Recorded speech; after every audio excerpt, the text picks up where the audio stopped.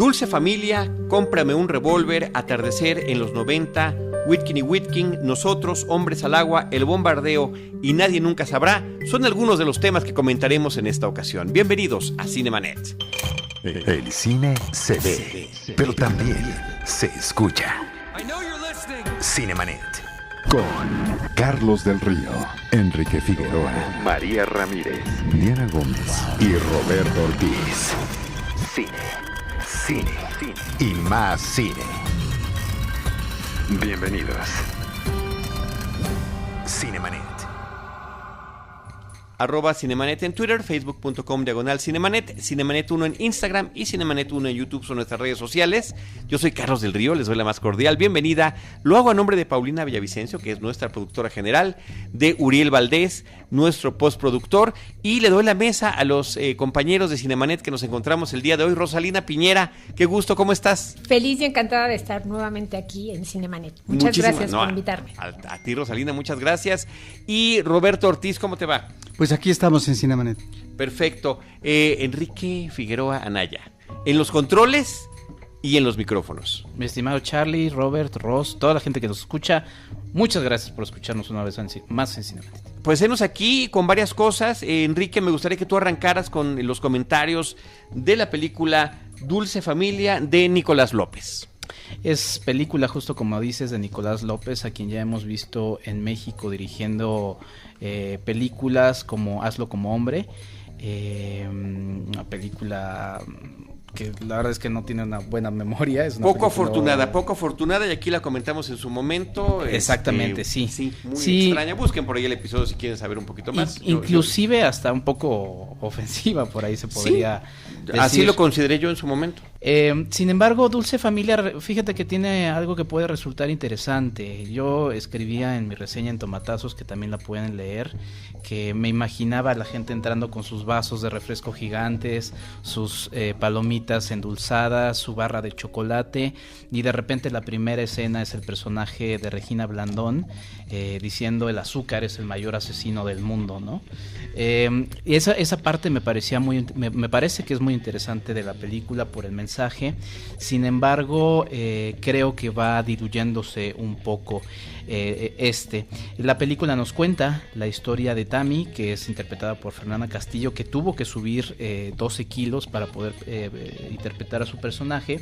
Es una dueña de una panadería, está a punto de casarse con su prometido, que es interpretado por Badir Derbez, que además también luce poco reconocible porque se rapó y también subió de peso. O sea, la verdad es que las caracterizaciones están bien.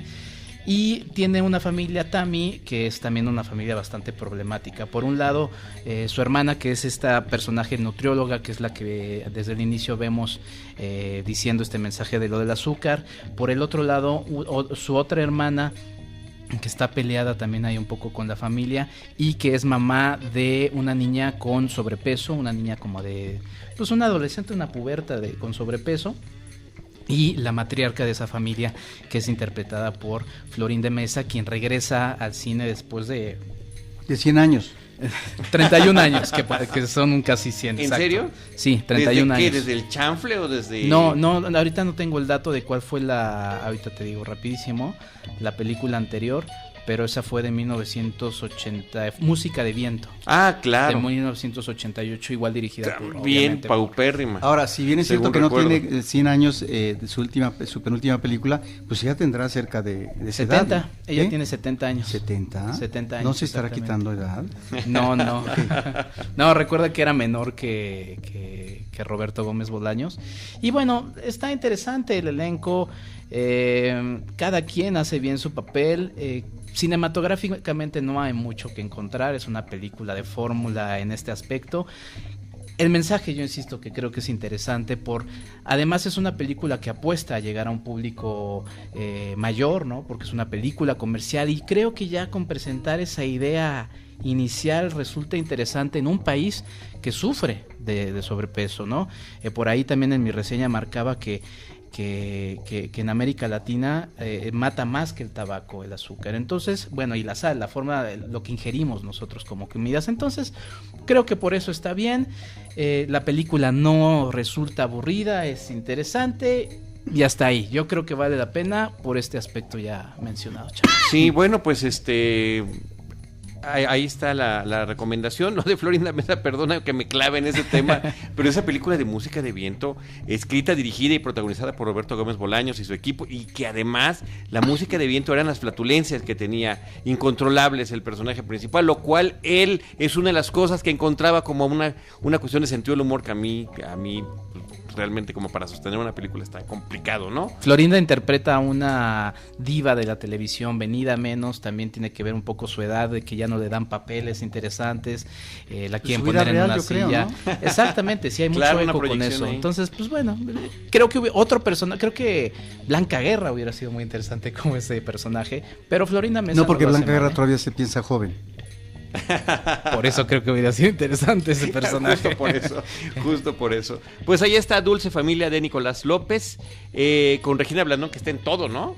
Está en todo, la vimos Sí, o sea, no ha dejado de estar presente en nuestra cartelera desde hace varias películas, ¿no? Que está protagonizando o coprotagonizando. Y Fernanda Castillo también. Pues ahí están. Muy bien, pues por otra parte, otra película mexicana que también está estrenando la semana de grabación de este podcast, Rosalina, Roberto, Enrique y queridos amigos, es la cinta Cómprame un revólver. Roberto, a mí me gustaría que dieras algunos antecedentes justamente del director, que es Julio Hernández Cordón. Sí, él es un director muy atractivo porque creo, no sé si sea su ópera prima, una película que me parece muy interesante, que se llamó... ¿Te prometo anarquía? No, ¿Te refieres a esa? No. Polvo. No, yo me refiero a Las Marimbas del Infierno. No sé si sea su ópera prima. Es una película, Las Marimbas del Infierno, una coproducción de Guatemala, México y Francia del 2010, donde creo que el director funde ahí dos tradiciones musicales en una narración sumamente minimalista, de ahí que pueda parecer pesada para el público, a propósito de dos personas que se encuentran, uno que es, digamos, un músico de la marimba, un instrumento tradicional, y digamos que lo mismo funciona en Guatemala que en Chiapas, en México, y otro personaje que tiene que ver más con el rock de heavy metal. Entonces me parece que es interesante la propuesta que hace en esta película inicialmente. Tal vez su mejor obra sea una película que fue coronada por Arieles y demás, Prometo Anarquía de 2015, que me parece que logra muy bien la construcción de personajes adolescentes que, aunque tengan, digamos, una diferencia en su posición de clase, logran en un entorno complicado, en un entorno peligroso que tiene que ver con el narcotráfico, es decir, con la delincuencia organizada, logran fundirse en una relación afectiva y amorosa. Que puede ser efímero, eso es otra cosa.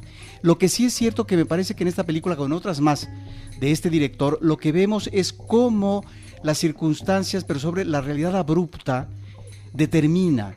sobrepasa a los personajes. De tal manera que Te Prometo Anarquía, el cierre de la película, es sumamente interesante a propósito de lo que puede ser una separación amorosa, ¿sí? Y cómo pueden ser las posiciones en función de la clase que se tiene para salvar a uno o a otro, quedar desprotegido. Me parece que es una película sumamente atractiva, además visualmente está muy bien manejada, y luego es un director que hace otra película que me parece sumamente interesante, anterior a Cómprame un revólver, que se llama Atrás hay relámpagos, de 2017, que ya se comentó aquí en un podcast. Me parece, no sé si esta película sea superior a Cómprame un revólver. Esta película fue una digamos, Atrás hay relámpagos, una coproducción de Costa Rica, México del 17, y me parece que logra retratar muy bien personajes jóvenes que parecieran que hay una realidad ahí enfrente, pero ellos están desconectados o están en la inconsciencia total. Ni mucho menos es una situación moralista o crítica del director. Creo que sí maneja la moraleja, y ya lo comentaremos en Compra de un Revólver, en Mal Momento, la moraleja. Aquí no, aquí me parece que es una descripción cabal de unos personajes juveniles en donde finalmente la realidad abrupta nuevamente es determinante. Entonces ahora viene esta película que me parece que es lo último que trasciende comercialmente y que creo que deja mucho que desear. Sí, nada más algunos comentarios, Rosalina, de Atrás hay relámpagos, ¿no? De Atrás hay relámpagos, me parece como muy acertado que este director creo que hace un muy buen retrato y reflejo generacional, ¿no? Sobre todo acerca de la juventud, las inquietudes que tienen en unos entornos, digamos, adultos que todavía no comprenden del todo. Y yo creo que que obviamente, por ejemplo, el final de Te Prometo Anarquía, donde está, digamos, como las vivencias juveniles mezcladas con un entorno generalmente violento, que es justo donde él creció, ¿no? Y que lo ha comentado en varias ocasiones el director. Muy bien. En el caso de Cómprame un revólver, bueno, nos sitúa en un México, digamos, como en una época, en un México sin tiempo, en un lugar obviamente que a todos se nos antoja, que es el norte justamente de la República Mexicana, y en un entorno posapocalíptico, en donde la población de mujeres ha disminuido. Obviamente nos remite, por supuesto, al tema de los feminicidios, ¿no?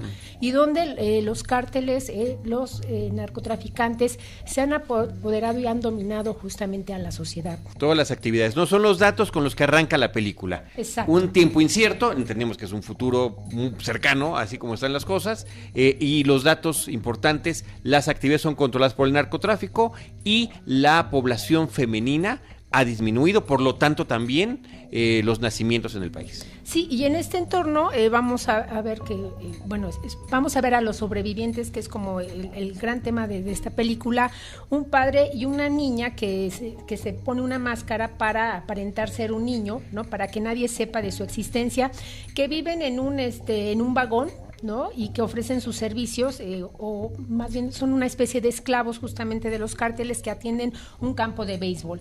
Y lo que vamos a ver justamente de esta niña que se llama Hawk, ¿no? En referencia a la máscara que tiene. A la máscara que tiene, es justamente cómo entre los niños hay alianzas justamente para mantenerse a salvo y sobrevivir. Sí, a mí me parece una película que con este planteamiento sencillo pero brutal es impactante. Creo que nos remite a películas, a muchas películas, ¿no? Pero en particular a esta película The Road, protagonizada por Viggo Mortensen, El Último Camino, me parece que también se llamó, porque al final de cuentas es este asunto de un padre tratando de sobrevivir y de que sobreviva su hijo, ¿no? En este caso, me parece que la situación es todavía un poco más dramática cuando es una niña, y lo que significa para descubrir y proteger a las niñas de estos narcotraficantes que al final de cuentas las están utilizando de todas las formas que pudieran ellos pensar, ¿no? Y la violencia con la que se manejan los personajes en el filme. Yo reflexionaba que es una coming of age, ¿no? Es una película de crecimiento en el marco del país en el que vivimos, ¿no? De un México agreste, y también sumando a lo que ya ustedes han comentado, me gusta el desarrollo que tiene el personaje de la niña, ¿no? Sin remitirnos y sin querer pisar ahí algunos callos o meter limón a la herida, si queremos desarrollar un personaje que tiene un empoderamiento femenino, ¿no? Pues desarróllalo, y creo que en este caso funciona muy bien. El arco del personaje de esta niña tiene justamente este elemento, sin decirlo más. Sí, estoy de acuerdo también con lo que dice Robert sobre esta moraleja, que yo pondría que cada quien pueda sacar ahí sus propias conclusiones. A mí no me molestó del todo, me parece una película que además también en la sencillez de lo que nos va contando y cómo nos lo va contando funciona. Tampoco diría que es la mejor película de Julio Hernández Cordón. Nos ha mostrado películas que ya ustedes han mencionado bastante interesantes, pero a mí por estos dos elementos me parece una película, tristemente, y sucede siempre con estas películas que hablan de violencia, creo que siempre terminamos diciendo muy necesaria. Esperamos que en algún momento eso termine de decirse. Yo no diría que es una película chapucera, pero sí es una película que tiene momentos y escenas totalmente inverosímiles, y me parece que ahí es el problema de un director cuando hace un registro narrativo verista, y perdón, puede apelar a la fantasía, pero si la fantasía no es creíble, me parece que se viene abajo. Y hay cosas totalmente inverosímiles, como por ejemplo los niños camuflados, ¿verdad? Camuflajeados como si estuvieran en la milicia, llegan repentinamente, mágicamente, a una fiesta nocturna de narcotraficantes. Los niños se aparecen en la escena final como si fueran la salvaguarda del mundo, en este caso de la niña, su amiguita, ¿no? Y así por el estilo aparece un narco que él mismo dice que podría tener tanto un papel femenino como masculino, y resulta que duro que es pero al final se ablanda porque, claro, lo ayuda a la niña. Parece que está plagada de situaciones totalmente inverosímiles, pero que ¿no en ese crees? sentido me parece que adolece narrativamente la película de esa situación. Tiene todo el derecho el director a apelar a la fantasía, pero perdón, aquí en ese final de moraleja es totalmente chapucera. A eso la sí. fantasía, Roberto, y a veces hasta el surrealismo. Por ahí hay una escena, ¿no? Una toma que es de vista desde arriba, donde algunos cuerpos no son representados tal y como son. Entonces creo que tiene ese tipo de elementos la película, donde el director se está dando estas licencias a favor de lo que nos está contando, ¿no? Sí, porque cierto, no es por cierto, una película. Es solamente una escena. Claro, sí. Sí, bueno, y las otras que estás mencionando. No. Porque de repente, No, ¿cuál es esta el escena traspaso no, de esta un lugar a escena otro? Efectivamente apela a la fantasía, en tanto que los Nunca- muertos están, digamos, recortados en cartón. Siempre estamos viendo que están en un ambiente desértico y nunca tenemos una precisión de cuáles son las distancias entre un lugar y otro. Entonces, bueno, a mí me parece que esa parte que comentas no es lo que alteraría. Hay películas que hacen algo que dices, por Dios, esto no pudo haber pasado. En este caso no. Y sobre todo, a partir, te digo, de esa escena única que dice sobre esos cuerpos que son representados de una manera distinta, que me parece que abre la puerta a que interpretemos varias cosas de manera abierta. Pues la referencia, por ejemplo, a los cárteles y la manera de adentrarse, de la trama me parece muy original, ¿no? Sí, a mí también me lo parece, ¿no? Sí, Jugar un poco con, digamos, la ciencia ficción, ¿eh? O el futurismo. Exacto, ¿no? Y con elementos obviamente pues a la mano, con muy bajo presupuesto. De hecho, la niña es hija del director, ¿no? Tiene simbolismos, como dices, en esta toma desde arriba vemos una especie de bandera roja que puede ser una alberca de sangre. Vemos esta máscara, vemos esta balsa donde ella escapa, que obviamente es una referencia a este personaje de Huckleberry Finn, y sobre todo también el simbolismo del villano mayor, ¿no? Que de repente llega un momento en que está al lado de esta pequeña, que resulta que no es hombre y ni es mujer, ¿no? Que ha pasado la mayor parte de la película con el rostro cubierto y que nos habla acerca de que el mal o de repente no tiene rostro, ¿no? O no lo podemos identificar porque no está del todo definido. Uh-huh. Sí, no, son elementos interesantes que, bueno, pues ahí nos está dejando. Sí, creo que vimos películas diferentes y me parece que... Qué padre, ¿no? Qué padre que cada quien vio una diferente. Y me parece que es sumamente interesante un director como este, y que hay que seguir la pista, sumamente desigual, lo repito, pero que hay que seguir la pista porque me parece que aborda situaciones de realidades que finalmente determinan a los personajes. Sin embargo, esta trama jamás me la creí. Julio Hernández Cordón es el director y guionista de esta película. Cómprame un revólver, de estreno en la semana de grabación de este episodio. También de estreno en esa semana, Rosalina, está la película Atardecer, una película de Laszlo Nemes, de Hungría. Napstalita. Exacto. Es el título original, al menos así se escribe. Sí, se trata del segundo largometraje del director de El hijo de Saúl. Ambas películas se han presentado en la Muestra Internacional de Cine de la Cineteca Nacional. Mañana se estrena en el circuito cultural y también en algunos cines del circuito comercial. Y nos sitúa en Budapest en el año de 1913, con la llegada de Iris Leiter, que regresa pues a la tierra donde nació, después de haber pasado varios años en un orfanato. Regresa a buscar sus raíces, ¿no? Regresa a buscar a su familia, quienes eran las dueñas de un salón de costura de sombreros. Obviamente que en aquel entonces pues solo las clases privilegiadas tenían acceso. Ella llega ofreciendo sus servicios, no la aceptan, pero se entera de que tiene un hermano que ella no conoce. Y a partir de ahí comienza esta búsqueda no solo de identidad, sino también de qué fue lo que ocurrió con su familia, en un caos que se empieza a desatar en el pueblo, en esa ciudad, porque bueno, se acerca la guerra.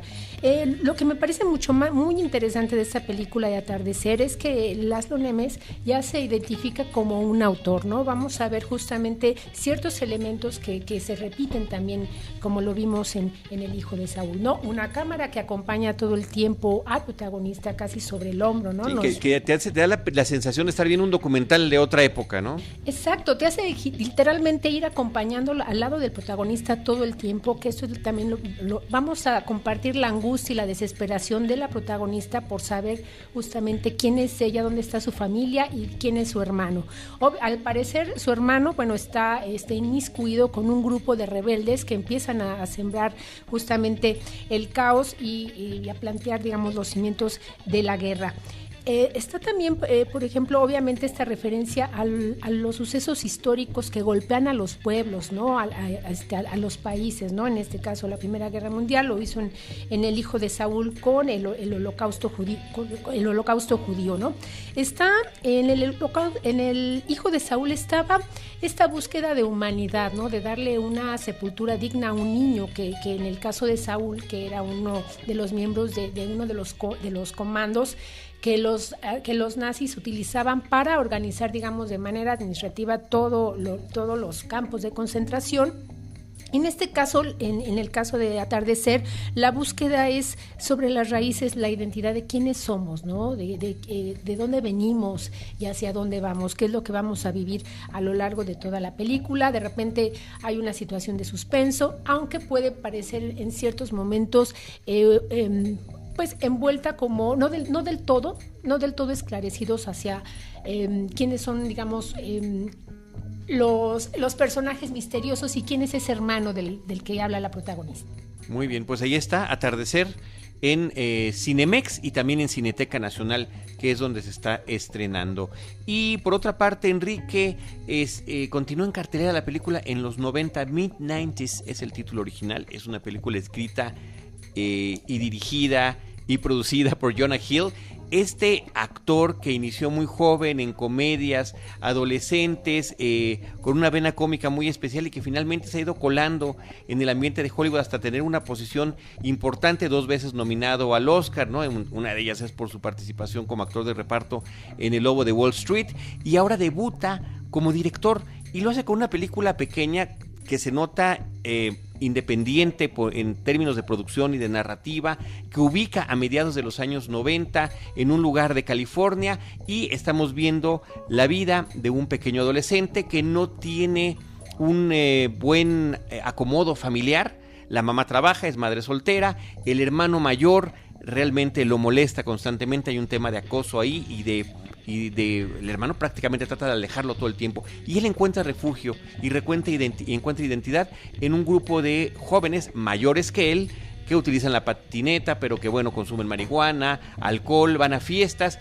y esto significa para él pues un momento de avance y de madurez, el famoso coming of age que hace rato mencionabas, Enrique. Exactamente, ahora nos encontramos con un coming of age ubicado en uno de tantos poblados de los Estados Unidos, justamente en los años 90, y también con esta mezcla que ha estado siempre presente de clases sociales, raciales, y en esa combinación de elementos es donde se encuentra precisamente Stevie, este chico que ya habías mencionado. Es una película que remite, tú lo mencionabas en la proyección que vimos a películas como Kids, ¿no? Sí, de Larry Clark, que en su momento era del momento, ¿no? Ahorita ya sí. Esto es una recreación de época, pero es un tono muy similar. Igual, Rosalina, que las otras películas que has mencionado, que parece que estamos viendo un documental, porque estamos viéndolos, digamos, en su hábitat, ¿no? Todos los actores que participan en la película, la mayoría de ellos, pues, son desconocidos, son jóvenes que encuentra el director, a excepción de Lucas Hedges, que tiene un papel menor. Él es el hermano, el que le hace el acoso al protagonista de la película. Sí, que yo lo mencionaba en mi reseña en Reconoce MX, que la pueden leer también ahí. Stevie se encuentra 2 fuerzas muy, muy potentes, ¿no? Una es este acoso, que no solamente es un acoso, no sé si decirlo normal, son puñetazos secos en la violencia cara, doméstica entre hermanos, pero elevada, ¿no? O sea, es muy, muy contrastante esto con la otra fuerza, que es el amor inconmensurable que le tiene su mamá. Y en esta serie de elementos que están presentes en la vida de Stevie, él tiene una necesidad por encontrar algo, ¿no? Y porque uno podría decir, bueno, pues no está todo tan mal, y por ahí va también un poco la película, pero él necesita encontrar su propio camino, y lo encuentra con chicos que le llevarán, ¿qué será? 5 o 6 años. Sí, al menos. Son mucho mayores, Es una película que sí también tiene una apelación por lo nostálgico, aunque aquí creo que está justificado. Por ejemplo, la música es un elemento muy interesante. Está otra vez Trent Reznor y Atticus Ross. Trent Reznor lo ubicamos muchísimo por Nine Inch Nails. También es muy interesante la vida de Trent Reznor en esos años, porque era un músico que estaba profundamente deprimido, casi al borde del suicidio. Este año se celebraron 25 años, bueno, no se celebraron, se conmemoraron 25 años de la muerte de Kurt Cobain, y Trent Reznor en ese mismo año saca un disco que es uno de los más depresivos, y él ahorita está en un momento bastante bien. Entonces creo que también sirvió en eso, y la coordinación musical en música de hip hop, escuchamos música de Nirvana, que además va sirviendo en el acompañamiento. Visualmente creo que hay elementos interesantes de Jonah Hill, que es su ópera prima como director, y también elementos sonoros, por ahí no diré, porque creo que esos son los spoilers que a mí me importan, ¿no? Los elementos técnicos, ¿no? Que creo que vale la pena, y pues entender que es una primera aproximación de este realizador que pues irá encontrando su voz, y creo que como tal resulta además entretenida. Y se siente muy personal, se siente como algo muy sentido lo que nos está platicando. Entonces, bueno, pues a mí me sorprendió mucho, me gustó, y te digo, el hecho de que me haya referido inmediatamente a Kids, creo que sin ser tan fuerte, ¿no? En términos de lo que sucede, que no significa que no pasen cosas importantes aquí. Y los chicos muy bien. Sí, los chicos sensacionales, con una naturalidad impresionante. Así que bueno, ahí está, en los 90, mid-90s, de Jonah Hill en cartelera. Y por otra parte, Rosalina, el documental Witkin y Witkin también continúa, una cinta de Trisha Ziff. Exactamente, es la misma autora de este documental, El hombre que vio demasiado, acerca de este fotógrafo de la nota roja, Metinides. Witkin and Witkin, un fotógrafo y un pintor que también se encuentra en cartelera comercial y en cartelera cultural, nos habla y nos presenta, digamos, formalmente a dos hermanos gemelos idénticos, Joel Peter, fotógrafo, y Jerome, un pintor y académico. Y lo interesante de este documental es la dualidad que maneja ella en el planteamiento, ¿no? Desde ubicar, respetar, digamos, la personalidad de cada uno, desde los emplazamientos de cámara, en donde cada uno está contando no solo su niñez, su crecimiento, sino esta particularidad de contar en el mundo con alguien que es idéntico a ti, ¿no? Que no es cosa de todos los días. Y el momento en que sus caminos se bifurcan, cada uno, digamos, con un destino similar, que sería el arte, y acerca de cómo son los procesos creativos de cada uno, que es como la parte más interesante de la película.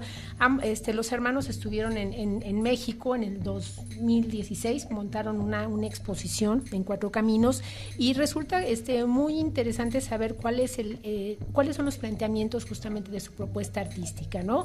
Por un lado, este mundo, digamos, violento, en el caso de Jerome. Y en el caso de Joel Peter, pues un fotógrafo muy inquietante, porque bueno, generalmente recurre a personajes, obviamente, donde está la naturaleza interrumpida, donde de repente faltan brazos, piernas, ¿no? Cadáveres ha usado. Exactamente, ¿no? Y bueno, hace representaciones de cuadros, obviamente de obras clásicas se me fue ahorita la corriente, ahorita les comento, pero hace unos planteamientos muy interesantes acerca de lo que implica ser diferente, ¿no? Y yo creo que es un documental que vale mucho la pena. Tal vez no es uniforme en su ritmo, pero tan solo la presentación de esos artistas hay que considerarlo. Lo que es diferente cuando alguien es igual, además. Ahorita que mencionas Cuatro Caminos, es la galería que está ahí en Cuatro Caminos. Exacto. Que dices que hubo una exposición ahí, si no me equivoco también, no hace mucho tiempo, ahí se presentó una exposición de Metinides, que es también un documental que hace esta directora, en donde yo te preguntaría, porque yo no conozco mucho la trayectoria de esta directora, me parece que es interesante la de Metinides, que se presentó en el Festival de Morelia, pero creo que a veces como que se queda a medio camino. No sé si en esta realmente logra cuajar del todo con estos dos personajes que son sumamente atractivos por esta, digamos, doble vertiente, digamos, en su acto creativo, ¿no? Creo que empieza ella a encontrar como ya justamente el acento o la manera, digamos, correcta de abordar justamente esta película. Aunque yo creo que en lo personal me gustó más El hombre que vio demasiado, pero creo que en el planteamiento de todos los documentales ella también es autora. de La Maleta Mexicana, y ella es curadora de arte. Y entonces, fotógrafa. Entonces, creo que lo que es muy notable, digamos, en este documental es justamente este elogio o este interés justamente por todas estas artes que representan el mundo, ¿no? La fotografía, la pintura, el cine mismo, ¿no? Y los puntos, justamente el punto donde convergen las tres, que es lo que podemos encontrar en Witkin and Witkin. ¿No tendrá que ver lo que estás diciendo con esta aproximación por parte de la realizadora hacia artista, hacia una parte del arte que a lo mejor no es abordado de una manera contundente por parte del cine en el documental, y que ahí es donde precisamente hay cosas sumamente interesantes a partir de esta película de La Maleta Mexicana, de una película como Metinides? Si bien es cierto que él ya había merecido digamos una serie de documentales y de registros en la televisión, etcétera, me parece que le trata de dar su lugar a este fotógrafo a propósito de su creación fotográfica, pero de La Nota Roja, pero también en la parte personal de su vida, cuando lo acompaña él ya retirado de la fotografía en su casa, y su aproximación que tiene con la familia, en este caso hijas o con un nieto. Entonces, en ese sentido me parece que podría ser interesante temáticamente hablando, decir, ¿por qué esos personajes en los que hurga la directora? A mí me gustaría sumar, porque yo también tuve la oportunidad de ver Witkin y Witkin. Sí creo que, como dice Ross, el documental como tal no logra por cuajar, por así decirlo. Tiene elementos interesantes, se ve que hay muchos acercamientos a ellos, ¿no? Porque la mayor parte estamos escuchando los dos gemelos estar platicando, pero ya este planteamiento de ir revisando, porque sin planteársela directamente también se está preguntando ella qué es el arte, ¿no? Está poniendo esa pregunta ahí y se le está respondiendo a partir de este momento en el que al principio del documental se dice era un momento en el que inclusive a los gemelos se les vestía igual, ¿no? Y otra vez es encontrar entre ellos esa necesidad de encontrar su propia identidad y mencionarlo tal cual, uno va viendo que lo encuentran al final del arte. Y además es muy interesante porque se separan tanto, o sea, se separan demasiado, nunca habían tenido una exposición como lo tienen finalmente en México. Son personajes casi ajenos, ¿no? Pero también, sin revelar el spoiler, hay un momento, una obra que los une a los dos, y ese planteamiento resulta muy interesante porque no deja de haber esa identidad, y los dos lo dicen.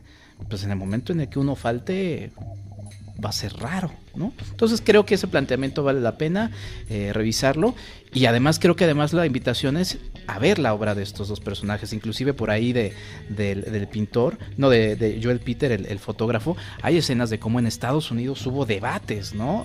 Airados sobre, es que este tipo utiliza cadáveres y estamos pagando con el dinero de los contribuyentes. Esto es interesante, yo creo que va por ahí, por qué es el arte, y quizá por ahí también lo que va en cuestión de ella, en su trabajo, en su trayectoria como realizadora. Creo que un gran acierto de ella es justamente, como dicen, rescatar no solo a los artistas, sino la parte también humana, y este distanciamiento, ¿no? De haber compartido una misma célula, de repente estar viviendo en estados distantes, y hay un momento, como dicen, no vamos a decir en qué de la película, donde tú te puedes dar cuenta de cómo pueden estar juntos a la distancia, realmente, que es un poco lo que explora esta directora. Y lo que quería comentar anteriormente es el Renacimiento, ¿no? Podemos ver obviamente que en su obra está una marcada referencia al Renacimiento y a los bodegones a partir de la composición de obras donde hay elementos de la naturaleza, de la muerte o de la vida, ¿no? Preguntaría, ¿no les parece a ustedes que a partir de las películas que están mencionando de esta directora, ella está apelando de alguna manera, de acuerdo a lo que estábamos platicando, a la paradoja? Es decir, en la película de Metinides nos presenta esta vertiente que solamente un personaje de sangre fría, pero un creador verdadero, podría sacar jugo de lo que es eso, La Nota Roja, y que muchos años después es revalorado como artista de la lente fotográfica. Ahí está la paradoja, porque vemos a él como un personaje no inocente, pero un personaje convencional, con la familia, etcétera, ¿sí? Sin más complicaciones, entre comillas, pareciera ser. Es decir, no tendría una personalidad patológica. Cuando digamos está la película de La Maleta, tiene que ver con un rescate, pero también de algo que finalmente pudo haberse quedado perdido en el camino. Es un rescate importantísimo el que se hace, y claro, cosas que podrían haberse quedado en México, por supuesto que se van a otro país porque dan más dinero para que finalmente ahí, y además van a tener mayor protección, mayor investigación, etcétera. Y en esta última película, bueno, tiene que ver con esta dualidad que tú estás mencionando de los dos artistas que finalmente podrían en algún momento contraponerse como creadores, y donde inclusive surge la interrogante, si falta uno, ¿qué es lo que viene a continuación? La paradoja. Claro, y sobre todo también que nos da, como en el caso de El hombre que vio demasiado, el momento justo en el que nace el artista, ¿no? En el caso, por ejemplo, de Joel Peter, ¿no? Que dice que cuando lo alistan como soldado, ¿no? Él pide mejor ser fotógrafo, y obviamente pues ahí tuvo una cercanía con la muerte que después obviamente se va a ver reflejada justamente en su obra. De entrada, el póster es bellísimo, el póster donde forman un rostro ambos, ¿no? Que están ante un examen de la vista, ¿no? Con un aparato de un examen de la vista. ¿Es mejor que la película? No, pero estéticamente es muy atractivo. Pues son distintos, además creo que eso permite justamente el acercamiento a otras artes, ¿no? Creo que eso también es el valor, y yo lo cerraría sin cerrarlo, porque la pregunta es amplia, milenaria, en esta paradoja que dice Robert, ¿qué es el arte?, ¿no? Bueno, pues ahí está Witkin y Witkin de Trisha Ziff, todavía en algunos circuitos, y también teníamos pendiente platicar de la película Nosotros.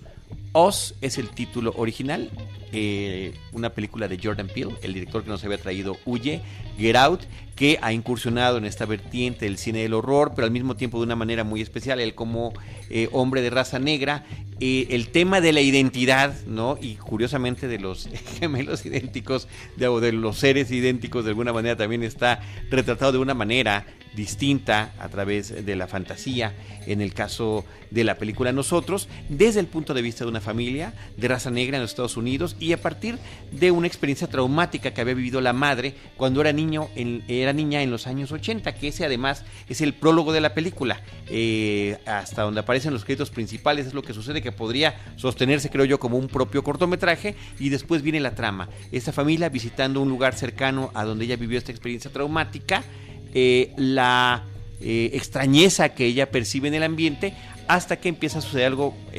verdaderamente inquietante para toda la familia. Enrique.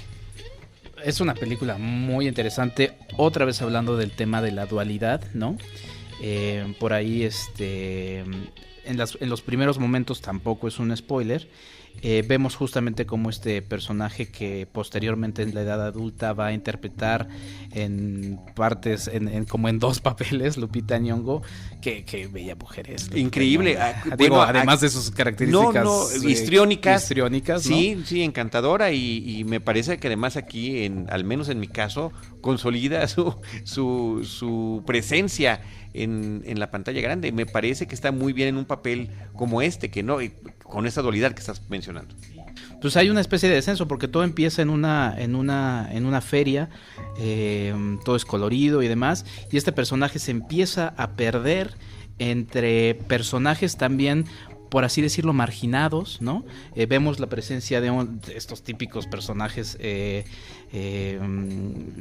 vagabundos con sus carteles y frases apocalípticas, ¿no?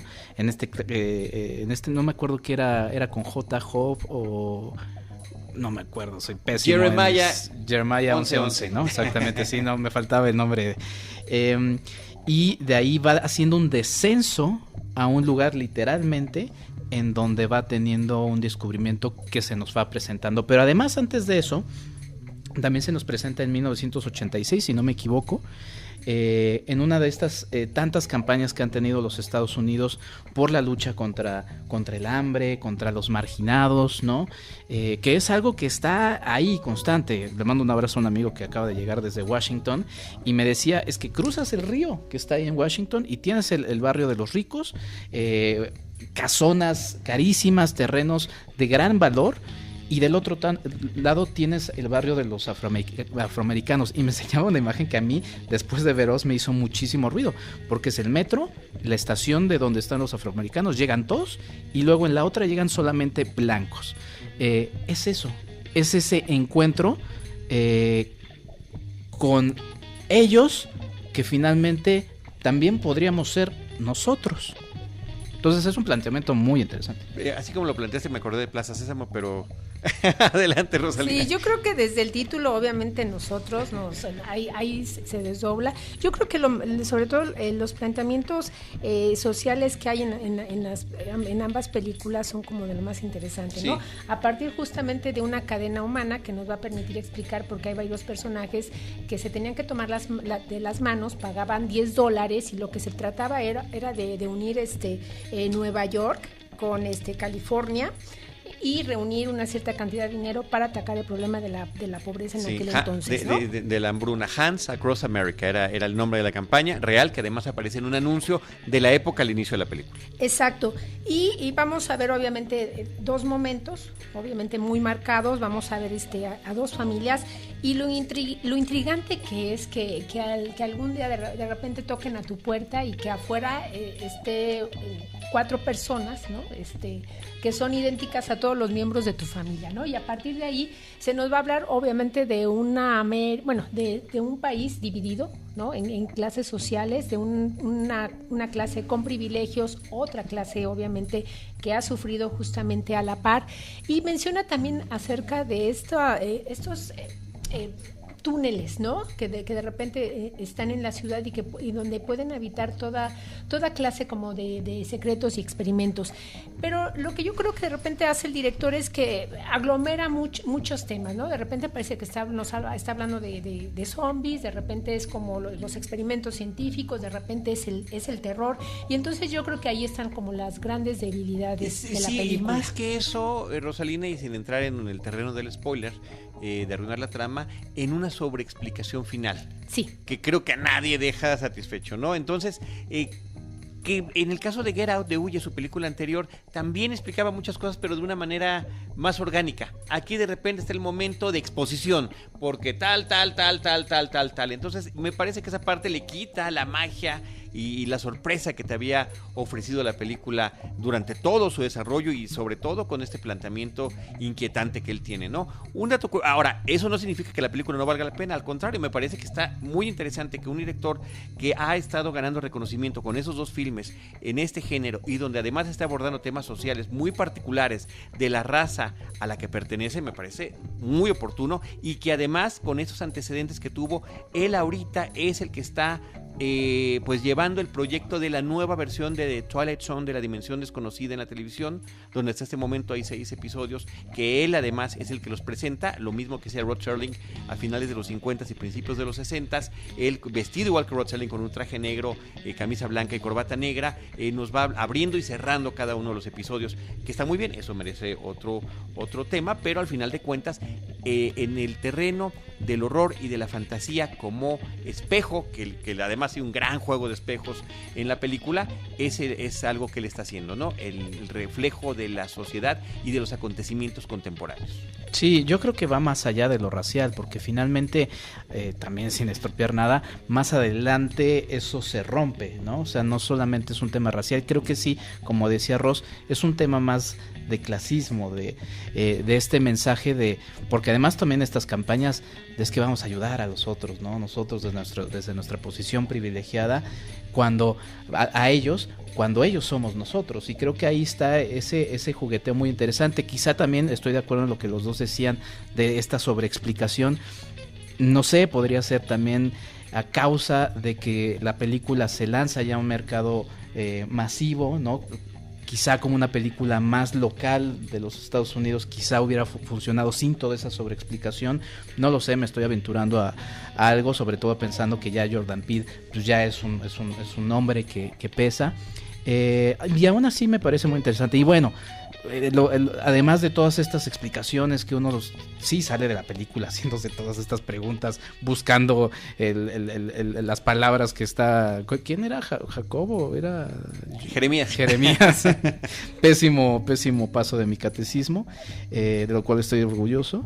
Y la verdad es que es una película interesante. También mete ahí... Bueno, iba a decir lo de las actuaciones, porque bueno... Son 2 actuaciones confrontadas de todos los personajes, ¿no? Digo, Lupita Nyong'o brilla porque es la protagonista, pero todos se dividen en 2 personajes y eso es muy interesante. Y otra vez ahí hay al final pues un mensaje también de que el arte sirve como un medio para acercar o para... Es que no quiero decir el spoiler, pero se explora por ahí el arte como una opción para concientizar, no sé. Creo que es un elemento que también ahí está interesante, que forma parte justamente de toda esta serie de temas que está metiendo, sí, justamente hacia el final. Bueno, ahí está también Elizabeth Moss en la película. Mencionamos a Lupita Nyong'o. Elizabeth Moss, que por las series de Mad Men o de Handmaid's Tale ha tenido mucha relevancia. Su papel es secundario, pero me parece que está muy bien y que algunos de los momentos que tiene ella en la película son los que se nos pueden quedar en la memoria colectiva, ¿no? Algunas de las imágenes con las que nos presentan. Así que bueno, pues me parece que es una opción muy interesante, salvo lo que ustedes opinen. Nosotros, Us, de Jordan Peele. Un último elemento, la película está casi toda en absoluta oscuridad y se ve bien, ¿no? Y se ve, y sí se ve. Oye, Hombres al agua, brevemente platícanos, Enrique, de esta comedia francesa que ha tenido muy buena aceptación del público que la ha visto. Llega bajo el sello de Cine Caníbal.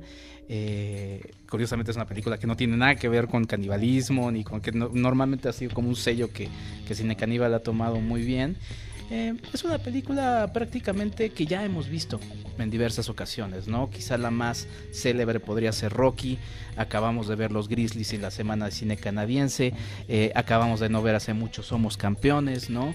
¿Y a qué voy? A esta historia en donde personajes venido a menos, con algún amor que no les hace caso, o sintiéndose menos que lo que realmente son, van encontrando a partir de una actividad deportiva esta necesidad, que además es algo que también se remite al deporte mismo, ¿no? O sea, son historias que luego vemos ahí saturadas en las Olimpiadas y en el Mundial de Fútbol, que siempre salen, porque sucede. Entonces encontramos aquí distintos personajes que cerca de los 40 años de edad coinciden en un deporte que es curioso para ellos, peculiar, que es el nado sincronizado varonil, ¿no? Normalmente lo asociamos siempre a mujeres, y todos estos distintos personajes se vuelve una película coral. Pues sí, ya sabemos en qué va a parar.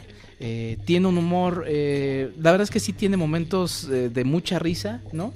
Entrañables. Y ya, yo diría que hasta ahí es una película disfrutable. No propone, no va a algo más, pero cumple perfectamente con lo que presenta. Y pues bueno, si quieren pasar un buen momento, yo lo hice observándola, pues vayan a ver Hombres al agua, que no Hombre al agua. Hombres en plural, sí. Hombres al agua. Hombres al agua, para no confundirnos. Le Grand Bain es el título original. El Gran Baño. Sí, el Gran de Gilles Lelouch, sí, es a el mí, realizador. En lo personal me parece que es como algo, un estándar donde deberían estar como muchas comedias, ¿no? Obviamente momentos de risa, pero también estos momentos que te permiten abordar obviamente temáticas, en este caso, que de repente están cercadas por el género. ¿A qué me refiero, no? Todos estos hombres están manejando con problemas existenciales, pero no digamos de los triviales que de repente escuchamos, que son pues la infidelidad y todo, ¿no? Sino que de repente vemos, está un hombre que obviamente está sufriendo porque su mamá tiene una enfermedad mental, ¿no? Está internada. Otro lleva 2 años sin poder trabajar, y la esposa obviamente es la que se hace cargo de la casa. Hay otro hombre que de repente ve sus sueños de un gran negocio pues truncados, justamente porque es un soñador, ¿no? Vende piscinas en un lugar donde nadie tiene piscinas, ¿no? Otro hombre que de repente es el invisible, el don nadie, el que a todo mundo ha golpeado y ha atacado desde niño. Y este grupo el músico me gusta mucho. El músico también, que ¿no? toca en 15 años y... Sí, que de repente que se niega, como que se resiste a pensar que su música no vale la pena. Y de repente este grupo, esta práctica que bueno, ya de entrada obviamente rompe con los moldes del género, porque es una actividad que usualmente la vemos generalmente con grupos femeninos. Y obviamente, bueno, hay 2 profesoras que son las que van a instruir a este grupo. Sirve también como un espacio en donde ellos pueden confesarse, a dejar a la vista todas sus vulnerabilidades. Y si esta película lo hubieran hecho en Estados Unidos, obviamente el final sería distinto, porque incluso cuando se unen para una competición, lo que menos importa realmente es, no vamos a decir si ganan o no ganan, sino realmente lo que cada uno conquista en su campo. No resuelven del todo sus problemas, pero se dan cuenta que a partir, como digamos, de estas pequeñas hazañas, del hecho de pertenecer, y contra todos comentarios y críticas, unirse a este grupo de nado sincronizado, logran salir adelante y ir encontrando como una salida y una esperanza justamente a cada situación familiar que viven. Pues ahí está, Hombres al Agua, que continúa en cartelera. Muchas gracias, Rosalina. Yo brevemente quiero comentar una película que increíblemente está en nuestro cine, se llama El Bombardeo. El título original es Airstrike o Da Hong Sha, porque es una película china. El director es Xiao Feng, pero es una especie de superproducción que está ubicada a principios de la Segunda Guerra Mundial, desde el punto de vista de los chinos y los ataques y bombardeos aéreos que recibían constantemente de los japoneses. Entonces, a lo largo de la película estamos viendo cómo inocentes comunidades, pequeños poblados chinos son bombardeados aparentemente sin razón por los japoneses. Nunca la película se toma la más delicada molestia de dar un poco más de contexto sobre lo que estamos viendo. En los créditos de la película y en el póster aparece Bruce Willis, que tiene una participación realmente menor en la cinta. Él es un coronel estadounidense que está ayudando a los pilotos chinos. Y al mismo tiempo hay una trama de espionaje burda, casi como de episodio de La Rosa de Guadalupe, donde un camión con un paquete que debe llegar de un punto a otro es llevado por un piloto y en el camino encuentran refugiados, espías y demás, pero todo hecho utilizando los más grandes clichés que se puedan imaginar. Sabemos qué personaje va a morir y cuáles van a ser sus últimas palabras, explosiones absurdas y ridículas digitales, grandes peleas aéreas, de risa. De verdad es una cosa que me impacta, que una película además con una carga de propaganda tan burda pueda realizarse en esta década, en este siglo. La película es del año pasado, del 2018, hasta ahora llega a nuestras pantallas, pero la población inocente de China y sus heroicos pilotos contra los demonios japoneses, como lo vimos y lo hemos visto en innumerables ocasiones en el cine de propaganda estadounidense, que es el que más nos ha llegado a nivel comercial, ¿no? Bueno, pues ahora de parte de China en esta alianza curiosa. Adrien Brody también tiene un papel extraordinariamente menor también en la película, pero su nombre es lo suficientemente grande para que también esté junto con Bruce Willis en el póster. Así que no hay nada más que decir de El Bombardeo, que está en cartelera. Y finalmente, de cartelera comercial, Nadie Nunca Sabrá, Rosalina. Sí, primer largometraje de Jesús Torres, quien es también el autor del guión, y que logra reunir a un elenco sobresaliente, encabezado por Adriana Paz, Jorge Jiménez, Ofelia Medina, Arcelia Ramírez, Silvia Pasquel, Manuel Ojeda, David Medel, y que nos ubica en el México de provincia de la década de los 70, justamente en un pueblo de estos de repente donde aparentemente no pasa nada, ¿no? Donde nunca cambia nada, donde se viven las costumbres pues de nuestros abuelos, donde a cierta edad te tenías que casar, donde de repente no hay un futuro justamente para los niños, donde el máximo logro es lograr terminar la primaria, y donde resulta que las radionovelas, ¿no? que escucha la protagonista Lucía, que comparte la afición con su hijo Braulio, les permiten de alguna manera crear ilusiones y escapes justamente a esta. ¿Pero no son telenovelas más que radionovelas? Son radionovelas, perdón, sí, lo escuchan en un radio portátil, exacto, porque todavía ni siquiera tienen televisión, ¿no? Tienen un pequeño. Pero ven la televisión en una tienda. En una tienda que justamente donde la dueña es Silvia Pasquel, y esto obviamente nos habla acerca de lo cerrado que es su mundo, ¿no? No hay poca vista, y de repente creo que hace un retrato perfecto acerca de la amargura justamente de lo que significa vivir bajo como estas reglas sociales donde el padre te dice con quién te tienes que casar y a qué hora te tienes que casar, y donde tú tienes ya que tener 2 hijos porque esa es tu misión, ¿no? Donde no hay romanticismo en el matrimonio, donde el hombre, por ejemplo, no permite que la mujer tenga placer. En fin, todo este México del cual nos hablaban las abuelas, ¿no? Que se refiere justamente a las costumbres. Y creo que obviamente lo que refresca de esta película, sobre todo, son estas fantasías en donde la pantalla se vuelca en blanco y negro, para que son estas salidas y estos escapes que tiene Lucía y su hijo Braulio. Creo que la película nos remite a esta diferencia y este contraste entre provincia y ciudad.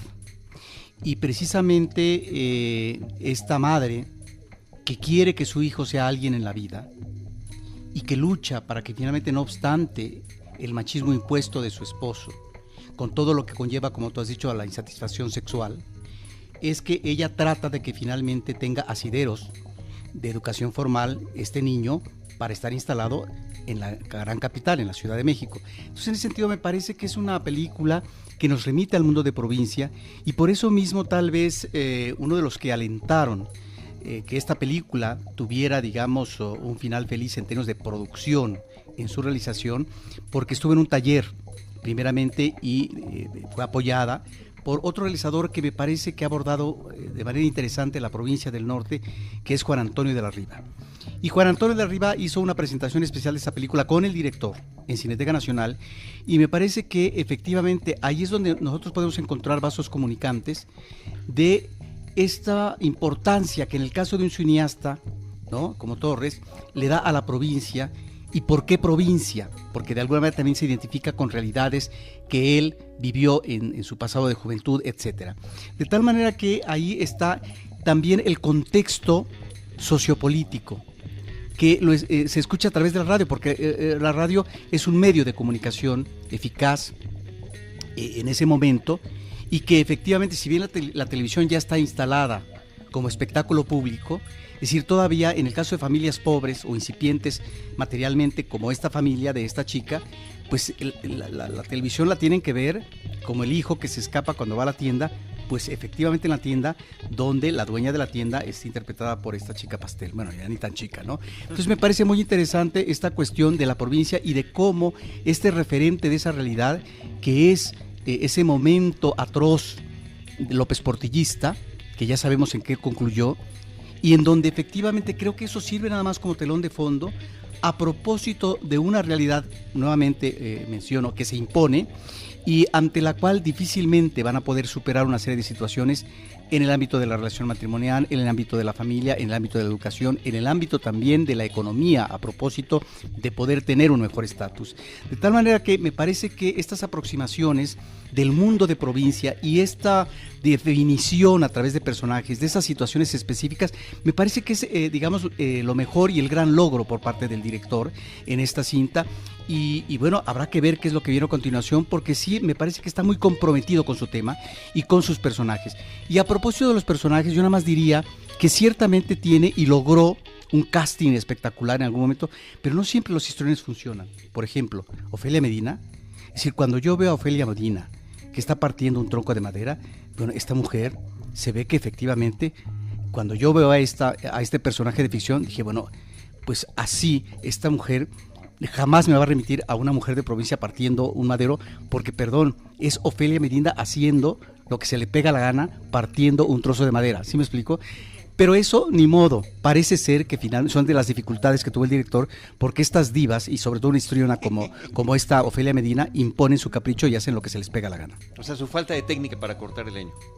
¿Su falta de qué? De técnica. Bueno, no solamente de técnica, perdón, creatividad, señores, y aquí no hay nada de eso. Bueno. Sí, de repente no se dejan dirigir, y sí creo que tiene apuntes políticos muy, muy interesantes, y sobre todo nos habla de este México de provincia que después se volcó en la ciudad, ¿no? Hacia las ciudades. Pues con esta película concluimos este episodio. Retomo las cintas platicadas. Dulce Familia, Cómprame un revólver, Atardecer, En los 90, Witkin y Witkin, Nosotros, Hombres al agua, El bombardeo y Nadie sabrá nunca. Roberto Ortiz, muchísimas gracias. Hasta la próxima. Querida Rosalina Piñera. Gracias a ustedes, y nos podemos leer en Sector Cine, por favor. Muy bien, ¿y tu Twitter? @rospinera con ¡S. Gracias. Estupendo. No, gracias a ti, Rosalina, qué amable. Yo no quería irme sin decirles, porque ya habló de ella Robert hace algunos podcasts, del Culpable. Vayan a verla. Robert dijo que estaba entre sus posibles 10 primeras películas de este año. Yo lo sostengo, y es una película que te mantiene en una gran tensión. Vayan a verla, creo que también es lo mejor que he visto hasta el momento en este año, así que ahí va la doble invitación, y gracias por escuchar. Gracias, Enriquefa86, con esa reiteración del comentario que efectivamente ya había hecho Roberto previamente. Yo soy @Charlie del Río, les agradezco que hayan llegado hasta este momento del podcast, y les recuerdo que nosotros les estaremos esperando en nuestro próximo episodio con Cine y más Cine. Esto fue Cinemanet con Carlos del Río, Enrique Figueroa, María Ramírez, Diana Gómez y Roberto Ortiz. El cine se ve, pero también se escucha.